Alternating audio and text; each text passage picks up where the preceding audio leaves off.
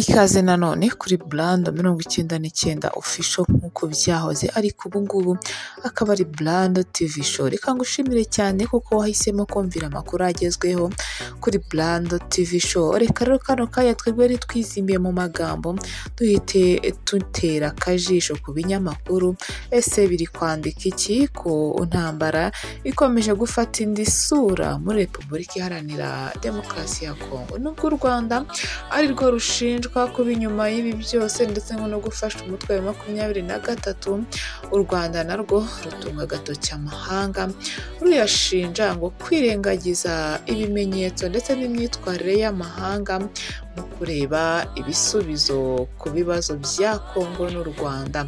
Nyuma y'ibyo rwose ariko muri Kongo imirwano ikomeje gukomera cyane mu gace ka Goma. Nyuma yaho umutwe wa 23 wifatiye agace ka Sake. Kuri ubu rero ngo barashaka gufata Goma ku Kabina Keza ndetse bakahita banategeka ingabo za Kongo zibarizwa muri Goma no mu tundi duce turi hafi aho ngaho guhita zibwiriza zigashyira intwaro hasi ngo bitaraba nabi. U Rwanda rwagaragaje ko imyitwarire y'amahanga arangwa no gusohora amatangazo yirengagiza amakuru y'ingenzi ku kibazo cy'umutekano muke mu burasirazuba bwa Repubulika na Demokarasi ya Kongo ngo itazigera itanga igisubizo cy'iki kibazo. Guverinoma y'u Rwanda yongeye kugaragaza uruhande ihagazeho mu ntambara ikomeje kubera muri Kongo binyuze mu itangazo yashyize hanze mu ijoro ryo kuri iki cyumweru.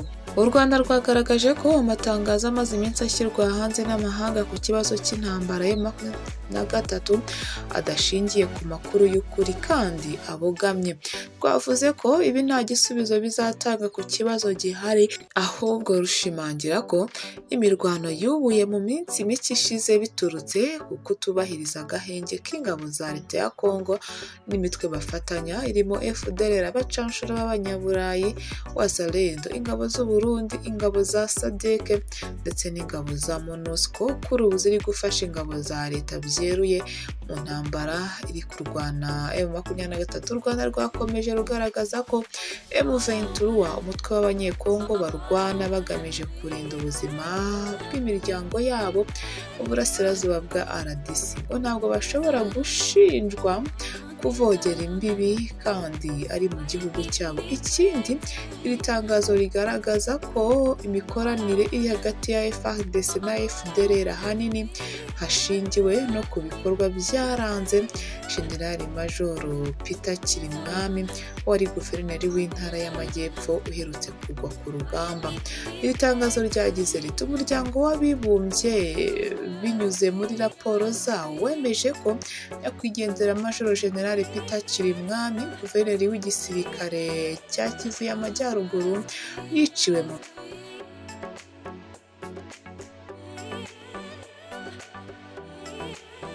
mirwano muri Sake. Yari nk'umuhuza wa FDL ndetse yagize uruhare mu kubangamira ibikorwa byabaga byateguwe na FARDC byo kwica abarwanyi ba FDL. U Rwanda rwakomeje rugaragaza ko imirwano ikomeje kubera hafi y'imbibi zarwo iteje impungenge ku mutekano w'iki gihugu. Imirwano hagati ya M23 na FARDC yongeye gukomera nyuma yaho uyu nguyu nyine General Kirimwami yitabye Imana, kandi leta ya Kongo nayo ikaba yaratangaje ko itazigera iganira n'uyu mutwe kandi mbere yari yarabyemereye mu biganiro byari biri kubera i Rwanda. Uku kwisubiraho kwa leta ya Kongo niko kwatumye u Rwanda rudashyira umukono kuri gahunda y'amahoro yari yemeranyijweho n'ibihugu byombi. Iri tangazo rivuga ko kudindira kw'ibiganiro bya Rwanda nyuma y'aho guverinoma ya RDC yanze kuganira na M23 ndetse no gukomeza kwanga gukemura impamvu muzi y'izi ntambara iyo mu burasirazuba bwa RDC byatumye imirwano irushaho gukomera no gukururukana, ari nako bibangamira umutekano w'ibihugu by'ibituranyi birimo n'u Rwanda. Abagomba kuba bagira uruhare mu gushaka ibisubizo birambye ntibakwiriye kuba bamwe mu bagize ikibazo. U Rwanda rwagaragaje ko rwiteguye gutanga umusanzu mu gushaka ibisubizo bya politike, gusa rushimangira ko ibiganiro bya Rwanda na Nairobi bikeneye amavugurura kugira ngo bigere ku ntego yabyo yo kugira nyine igikemuka. Ku ruhande rwa Kongo yo yararahiye irirenga ivuga ko itazigera yicara ku meza amwe n'u Rwanda, ndetse kandi ngo ntabwo izigera yicara ku meza amwe n'ayo M23 ngo nyuma y'uko u Rwanda ari rwo rushobora kuba rwihishe nyuma y'ibi byose y'intambara iri kubarizwa hariya muri Kongo. Si ibyo gusa, umutwe wa 23 nawo kandi ukomeza uvuga ko urwanira uburenganzira bwabo. Ikindi kandi ngo bo ntibajya batera, ngo icyo bakora ni ugusubiza ibitero bya leta ya Kongo iba yaje kubabuza umutekano, kandi bo barahiriye kuzarinda ubusugire n'umutekano byabo. Ni mu gihe leta ya Kongo yo ikomeza gushinja uyu mutwe kubatera, ariko kandi uyu mutwe ukavuga ko udafite ubushobozi bwo gutera guverinoma ya Kongo, dore ko iyi guverinoma n'ubundi nayo ifashwa n'ibindi bihugu byinshi ndetse n'abacanshuro b'abanyaburayi, bose bakaba birundiye hariya kandi bafite imbunda n'amasasu biremereye byo kurwanya umutwe umwe rukumbi wa M23.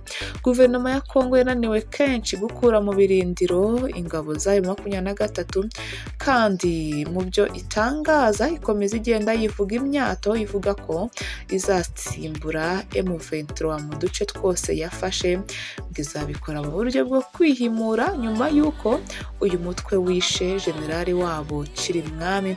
Guverinoma ya Kongo mu rwego rwo kumuha agaciro ku bikorwa bye ngo yakoze byiza, igahita imuzamura mu ntera yamaze kwitaba Imana. Guverinoma ya Kongo ikunze kugira ibibazo byinshi bitandukanye, haba mu gisirikare ndetse no mu bindi byose, dore ko abasirikare b'iki gihugu bakunze guhunga urugamba bagasiga imbunda ndetse n'ibindi bikoresho by'urugamba hasi bagakiza amagara yabo. Ejo bundi hagaragaye abanyonzwe baciriwe ubwo gupfa bageraga kuri 13, dore ko bashinjwaga gusiga bagenzi babo ku rugamba ngo bagakiza amagara yabo. Abasirikare ba Kongo ni kenshi bagiye batungwa agatoki ku intandaro yo kutarangira kw'intambara ya hariya muri Kongo, kuko ngo abenshi kuri ubu bamaze gupfa, abandi kandi bo bakaba baramaze guhunga bakiza ubugingo bwabo. Ni intambara imaze igihe kitari gitoya, dore ko Kisekedi akunda no gutunga agatoki amahanga ayashinja kuba yaramutereranye, bagakwiye kuba bamuha imfashanyo y'uburyo bwose kugira ngo akomeze guhangana n'uyu mutwe wa 23.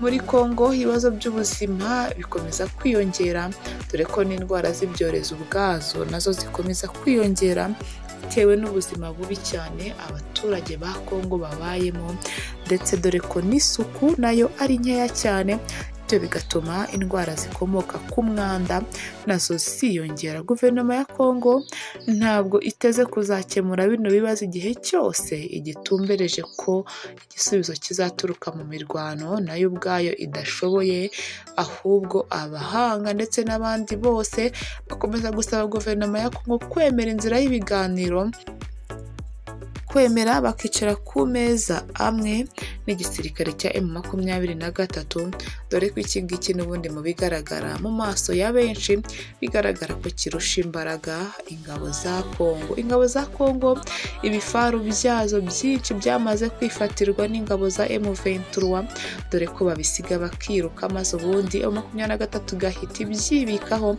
aho ivuga ko ari impano bahawe.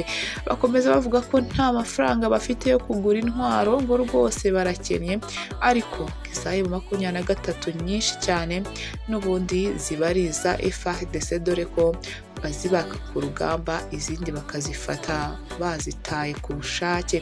Akangushimire cyane, turakomeza turebera hamwe uko ku rugamba bimeze, tukubwira ikigezweho, tukubwira amakuru agezweho ku rugamba rukomeje kuba gaterera nzamba hariya muri leta ya Kongo. Amahoro y'Imana akomeze kubana nawe. Shalom shalom.